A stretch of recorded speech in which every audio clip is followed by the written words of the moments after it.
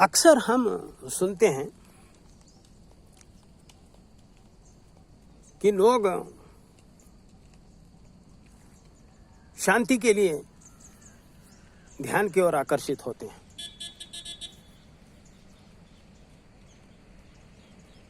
और कहने वाले भी यही कहते हैं कि शांति पाना हो तो ध्यान करो।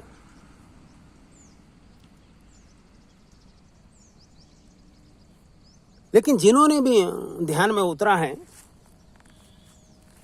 वो जानते हैं कि ध्यान अशांति को देता है, शांति को नहीं। जैसे ही हम ध्यान में उतरते हैं, पहला दरवाजा खुलते ही सिर्फ हम अशांति से भर जाते हैं।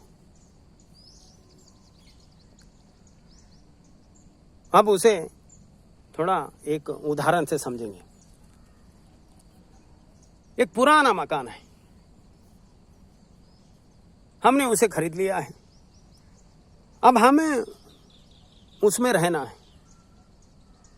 तो हम क्या करते हैं कि उस पुराने मकान को पहले साफ सुथरा करते हैं। उसमें जितना भी डस्ट है उसको निकाल देते हैं, जितना भी कूड़ा कचरा है, पुराने जितने भी सामान हैं उनको सब निकाल देते हैं। एक रिनोवेशन का प्रोसेस हम शुरू करते हैं।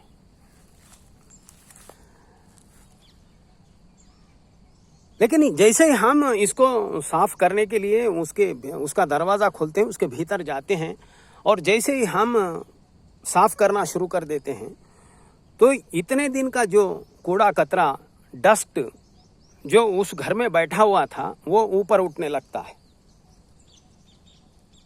झाड़ू लगाने से, साफ करने से, और हम उस डस्ट में, उस कूड़े कचरे में हम घेरे जाते हैं।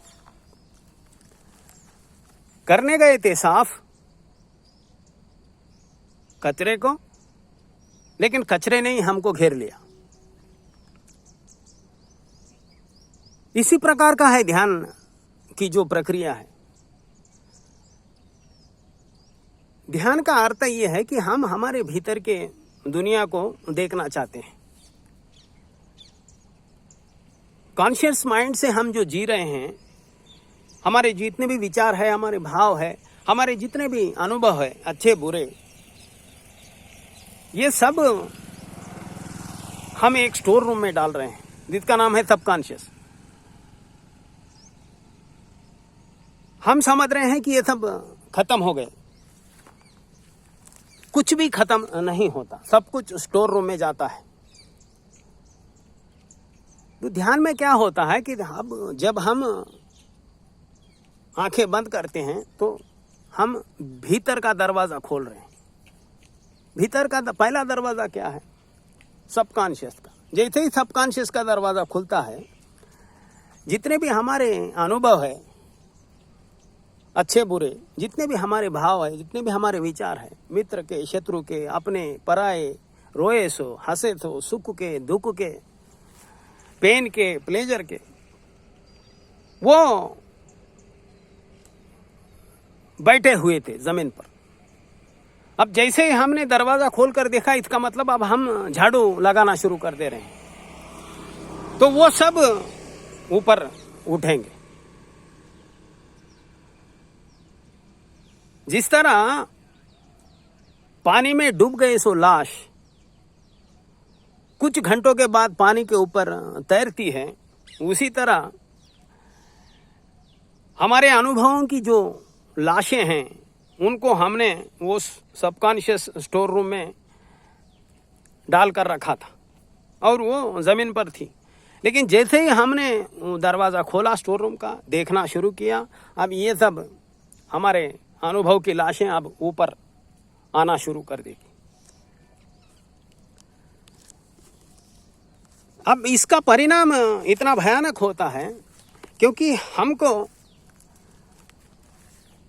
इन सब चीज़ों को देखने की, हमारे साथ जो गुजरता है उसको हकीकत में देखने की हमको आदत नहीं।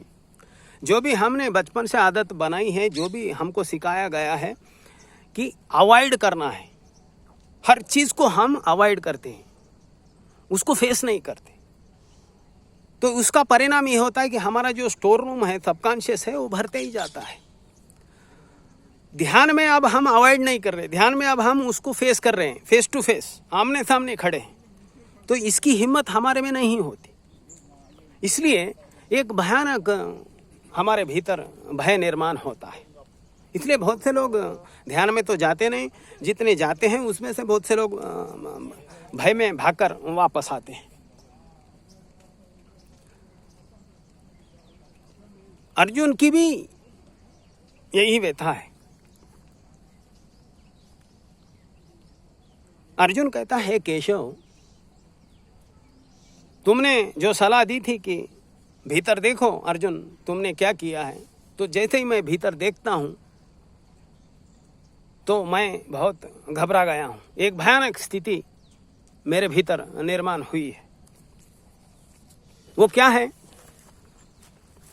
अर्जुन कहता है, निमित्तानि च पश्यामि विपरीतानि केशवा,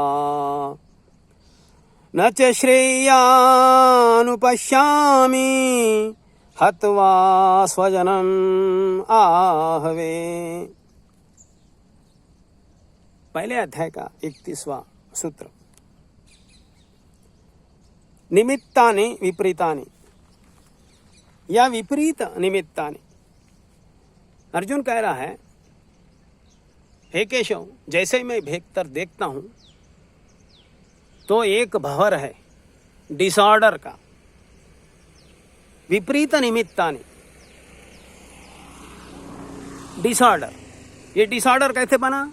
नेगेटिविटी से, नकारात्मकता से, द्वंद्व से, डिवीजन से। और मैं देखता हूं जब इस डिसऑर्डर को, जो मेरे वजह से बना है,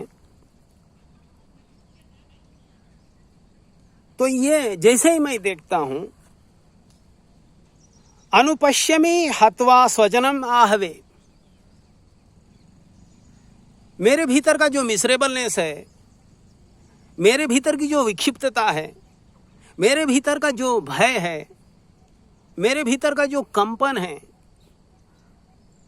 वह मल्टीप्लाई हुआ है, अग्रेवेट हो रहा है, भयानक रूप ले रहा है।